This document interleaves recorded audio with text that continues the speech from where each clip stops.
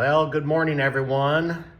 This will be a special edition of Adventures with Hank. You can see that it is still a little chilly outside, probably low 20s, but low wind. So we're going to talk this morning about what it takes to really lair properly and stay warm in this kind of super cold. So stay tuned for a very informative and important segment of how to stay warm in crazy cold weather.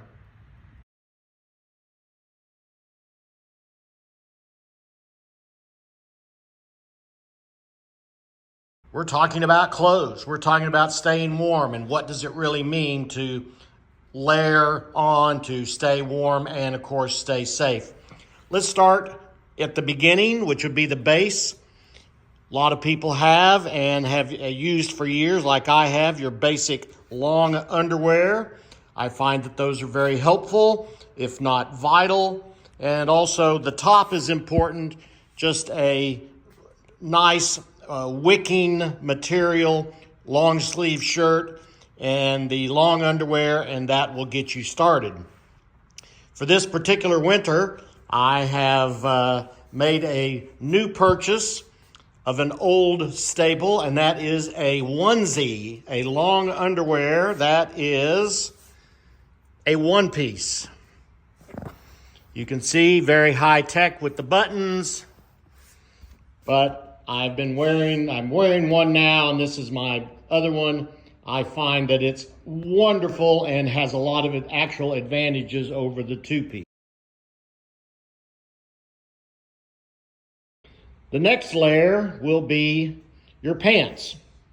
Now, as long as you have good long underwear, you can get by with an old beat up pair of pants with a nice hole in it. So that will get you down probably maybe 25 to 30 degrees. If you're going to be out an extended time or in colder weather than that, I suggest going to a heavier outerwear of pants from a company called Pioneer Camp, where they have suspenders to keep your pants up and keep your feet out of the snow.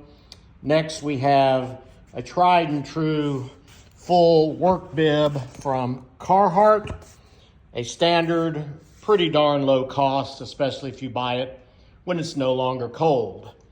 Always a good time to buy cold weather gear when it's on special. Finally, in the pants category, we go to a more high-tech pair from a company called TrueWork. This is a full bib with suspenders, padded knees for heavy work.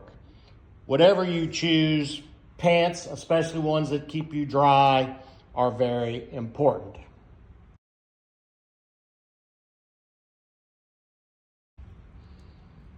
Over your pants, I suggest just your basic sweatshirt with a hood.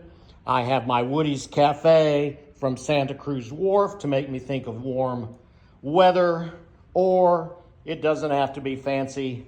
Any beat up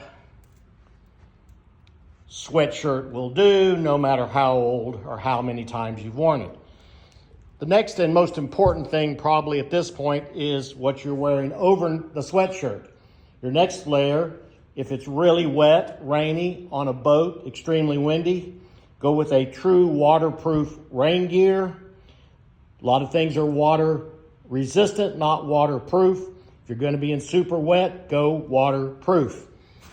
A more likely scenario in the ice is a large overcoat. This is my 25-year Carhartt heavy rugged construction with a hood, pretty indestructible. Once you go there, you're almost done.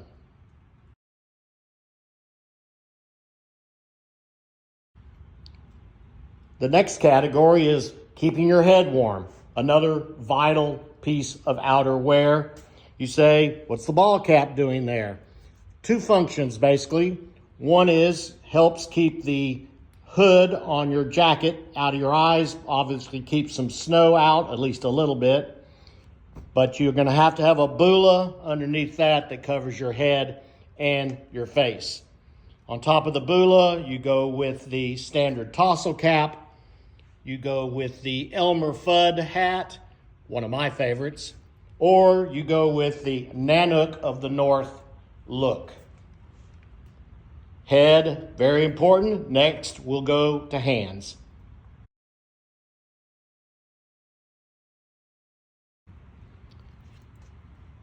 Gloves are critical to staying warm and safe in the outdoors. Something as simple as old work gloves, preferably without the hole in them. Just some fabric gloves that are fairly thick.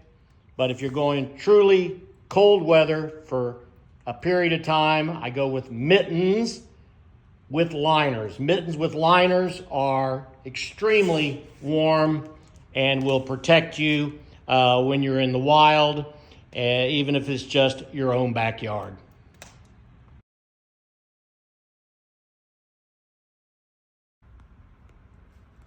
Our final topic is footwear. You can go out with old tennis shoes. One problem, the snow, ice, water goes through the webbing right onto your socks. A very dangerous and cold situation. Hiking boots, tried and true. They have a much better sole. They work very well. If you're going in snow or ice of anything over an inch or two, I would go with high top waterproof boots available at your local thrift store or on sale after the cold weather passes. Finally, if you're looking for real warmth and comfort, go with a pair of insulated snow boots. These are the best. You can wear a little thicker socks with those. I prefer to wear thin socks with most of my cold gear because you always want your toes to be able to move and not suffer any possible hypothermia or lack of circulation. So I think that's about it. Layer up. Keep those long underwear ready. Get those pants ready.